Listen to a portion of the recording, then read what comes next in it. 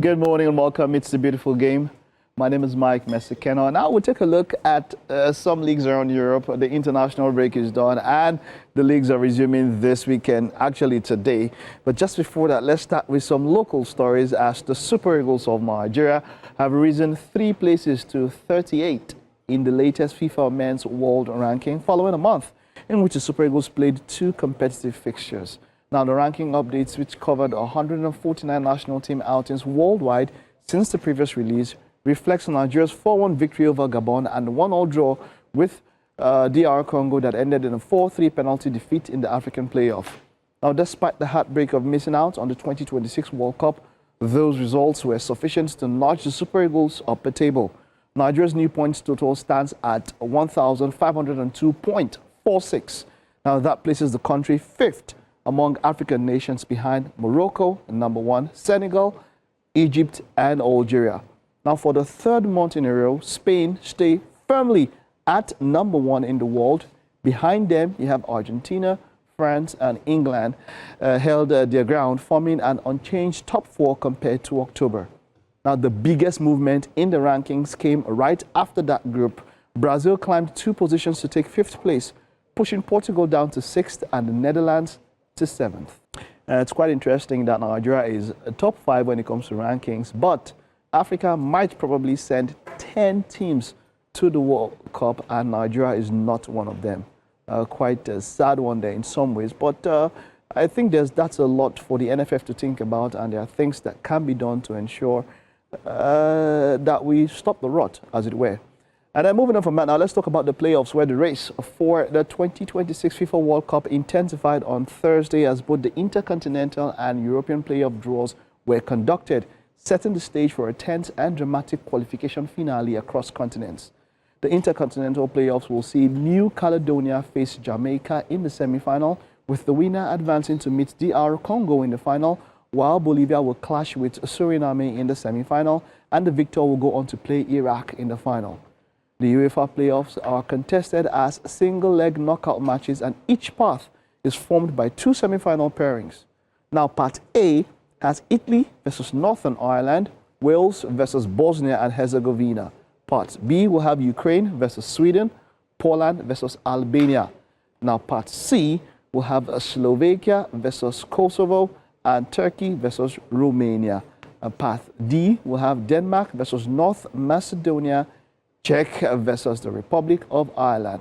Now, the winner of each fixture in the path will face the winner of the other fixture in the same path. Now, 4 eventual winners will join the other 16 teams that have qualified directly from the group stage qualifiers. And that would have Europe representing 20 teams at the World Cup, Africa 9.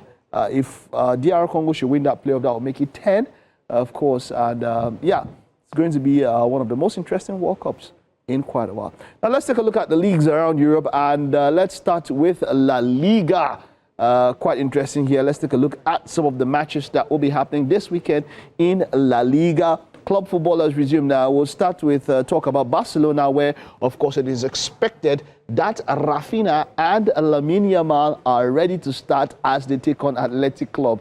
At times, it can be hard for them against Athletic Club, but Barcelona, who are getting set to resume at the revamped and the renewed Camp Nou, should be quite a tough opposition for Athletic Club. We'll get to see how all of that plays out. It's not yet confirmed if Rafinha will start. I don't think Rafinha will start, but I think Lamine Yamal maybe might be ready after what happened with the Spanish national team. Now, recall that there was this back and forth between Barcelona and the Spanish national team where Lamine Yamal was called up for part of their internationals, but he immediately went up to take to get some treatment, and due to that he had to miss the national team games, and the Spanish Football Association were not happy with Barcelona with that, but hopefully all of that gets resolved. But club football returns as Barcelona will take on Athletic Club. Valencia will take on Levante. Deportivo Alavés will be up against Celta Vigo. Osasuna will take on Real Sociedad. Villarreal will take on Mallorca. Real Oviedo will tackle Rayo Vallecano. It will be Real Betis versus Girona. Getafe will take on Atletico de Madrid, who are quite inconsistent. We're not sure which Atletico Madrid will show up at any stage of the competition. Elche will be up against top of the table Real Madrid, while Espanyol de Barcelona will be up against Sevilla FC. Okay, that's what it looks like when it comes to the Spanish La Liga, as it is just going to be quite an interesting match day. It's match day 13 in the Spanish La Liga. Now let's head up to the English Premier League, where a lot of us have, or a lot of people have quite some interest in the games. Burnley will be up against Enzo Maresca and the boys from Chelsea. Cole Palmer has returned to training. He's definitely not going to start at this match, but let's see if he would even make the bench, as it were, for this particular fixture.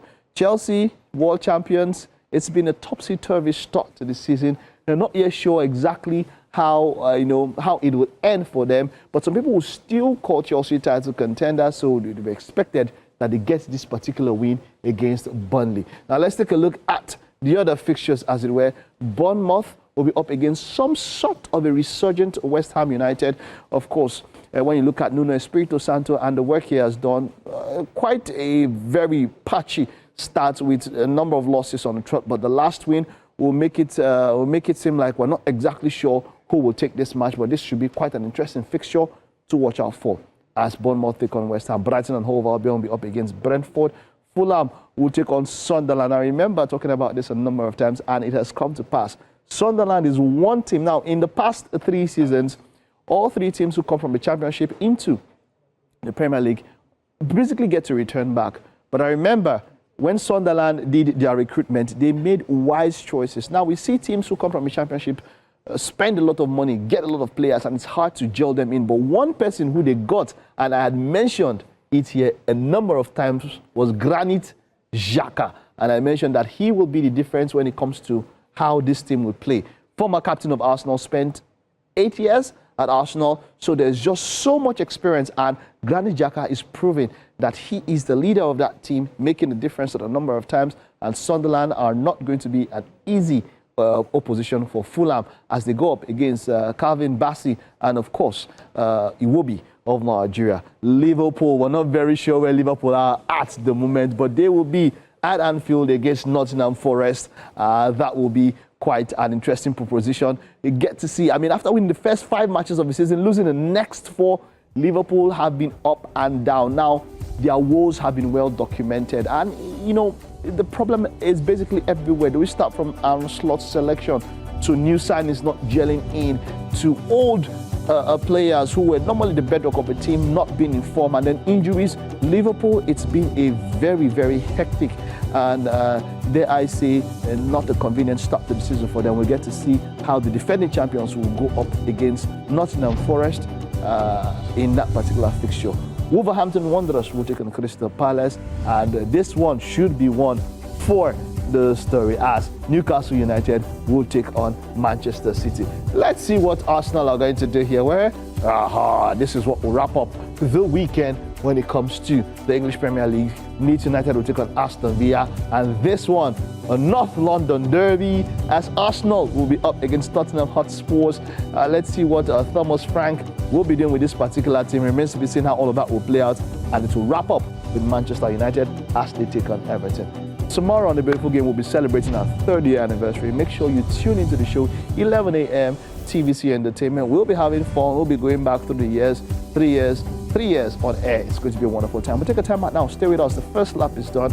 The second lap coming right up.